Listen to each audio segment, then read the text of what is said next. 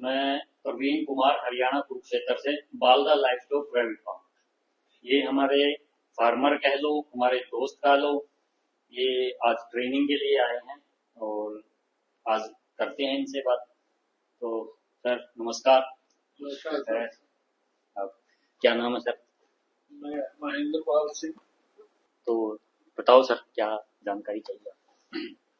हमें ये बताओ कि रैबिट्स को दवाई हम कैसे दें ताकि हमें काट ना सके। इसमें दवाइयाँ दो तीन तरीके की होती है। एक तो होती है दवाई जैसे कि हमने मुंह से पिला दी, एक होती है दाने में भी डाल सकते हैं।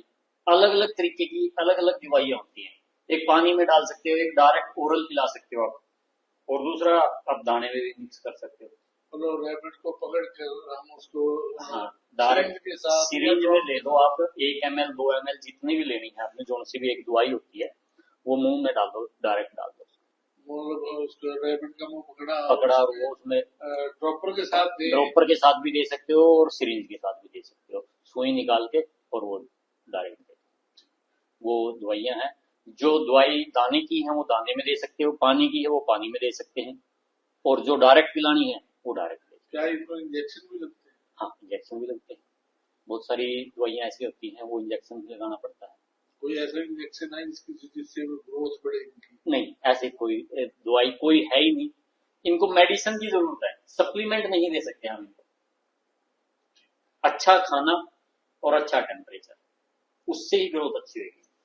अलग से कुछ कोई दवाई मेडिसिन ऐसी कुछ इसका हमें जो फीमेल है ये वैसे कैसे पता लगेगा कि ये हीट पे है? वैसे देख के हम उनको योनि देख के तो हम देख सकते हैं। नहीं। हाँ जी, और योनी में एक तो पिंक कलर आता है, एक रेड आता है, एक पिंक आता है। रेड पे भी हिट में होती है और वो पिंक पे तो अच्छी है। अगर पिंक टाइम पे हो और आपने उसके पास मेल छोड़ दिया तो 99% वो कंसीव करेगी। रेड पे है तो वो क्या है कि थोड़ा सा हो सकता है कि 1% वो ना कंसीव कर पाए। क्या हम उसी कोई दिन फिक्स है कि इस दिन हम इसको क्रॉस कराएं, मीटिंग कराएं, नहीं, या कोई एक आधे दिन हम आगे या पीछे कर सकते हो हैं? सकता है, कोई जरूरी नहीं। आपको पता ही नहीं लगेगा, इतनी सारी फीमेल है आपको, कि आज कौन सीट पे है कल कौन सीट पे है। आप तो कंटिन्यू चलोगे ना, नंबर वाइज चलोगे। आज आपने यहाँ से 1 से लेके 10 तक करा दी, 10 के बाद 20 तक करा दी, 20 के बाद 30 तक करा दी। तो अलग अलग थोड़ी छंटोगे आप। हो सकता है कि आज कोई हिट में है, वो आप उसका नंबर परसों पड़े, उसमें कोई दिक्कत नहीं। तो ये कितने दिन हीट पर रहती है ये 8-10 दिन तक रहती है। मतलब हमें हमारा टाइम पीरियड इतना है कि 8-9 दिन में हम इसको कभी भी करा सकते कभी भी करा सकते हो। वैसे तो जब बच्चा देती है ना, बच्चा देने के 15 से 20 दिन के बाद आप इसको करवा दो, वो हिट में ही रहती है उसका। हैं।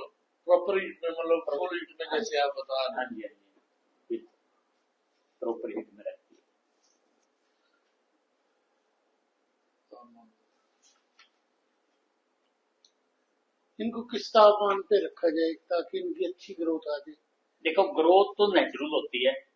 ग्रोथ आती है दाने से और टेम्परेचर की भी बात ठीक है। टेम्परेचर गर्मियों का और सर्दियों का मिला के 15 से 35 के बीच में टेम्परेचर रहेगा ना, वो रैबिट के लिए बहुत अच्छा होता है। 15 से 35। 15 से नीचे नहीं इसको आना। मेंटेन कैसे रखें हम? मेंटेनेंस इस तरीके से कर सकते हो आप, जैसे कि मान लो कि हम सर्दियों की बात करते हैं, चारों तरफ हम तरपाल लगाओ, वाटर प्रूफ तरपाल लगा दो। बाहर की हवा अंदर नहीं आनी चाहिए। एक दो हाइलोजन या हीटर वगैरह लगा दो, अपने आप टेम्परेचर मेंटेन हो जाएगा, क्योंकि बाहर से ठंडी हवा नहीं आ रही है अंदर। क्या तो गैस का कॉन्सेप्ट भी रख सकते हैं? नहीं, इतनी जरूरत नहीं है। नहीं, जो मतलब एक गैस का जैसे आजकल गैस की टावर आ रहे हैं अरे, उसको वैसे कर सकते हैं। वो क्या करती है, हमने बाहर से तो तरपाल लगा दिया, आगे बाहर की तो हवा आएगी नहीं, हमने अंदर उसमें आग जला दी गैस की, तो वो ऑक्सीजन को खत्म कर देती है। कोई भी एक बंद कमरा है तो उसमें हम हीटर लगाएंगे या कोई ऐसी चीज लगाएंगे तो ऑक्सीजन को वो खत्म कर देती है, हीटर वगैरह। या तो उसके जैसे साथ साथ पट्टी वगैरह लगा हाँ, दें। लगा सकते हैं, या तो उसके साथ साथ 2-4 जगह पानी की बाल्टी भर सकते हो आप। पानी से ऑक्सीजन खत्म नहीं होता इतना जल्दी। पानी की बाल्टियां भर भर के रख दो 2-3 दिन। छोटा यदि एग्जॉस्ट लगा दे तो ताकि वेंटिलेशन थोड़ा बहुत, तो वो टेम्परेचर टूट जाएगा उसका। अगर एग्जॉस्ट बाहर का निकाल देगा हवा, तो अंदर भी तो आएगी ना कहीं से, फिर वो हवा तो उतनी रहनी है उसके अंदर। तो वो आप बाहर से का जो तरपाल है वो उसको बिल्कुल बंद कर दो, बाहर की हवा नहीं आनी चाहिए। अंदर एक तो हाइलोजन लगा सकते हो, वैसे टेम्परेचर मेंटेन हो जाएगा उसमें, क्योंकि बाहर की ठंडी हवा नहीं आएगी, अंदर जानवर है 100-200, तो उनकी वजह से जो टेम्परेचर वैसे ही मेंटेन हो जाता है। सर और जैसे गर्मियों में क्या है कि गर्मियों में एक तरफ तो लगा दो आप बोरी का तरपाल, बोरी वाला जो जूट की बोरी होती है उसका तरपाल लगा दो, उसके ऊपर को ड्रिपिंग सील दो, ड्रिपिंग सील कर उसको टंकी से अटैच कर दो और उसको खोल दो सवेरे 10 बजे। टंकी का थोड़ा ध्यान रखो, या फिर बड़ी टंकी लगाओ 2000 लीटर की, सुबह से लेकर शाम तक चलती रहे 4-5 बजे तक।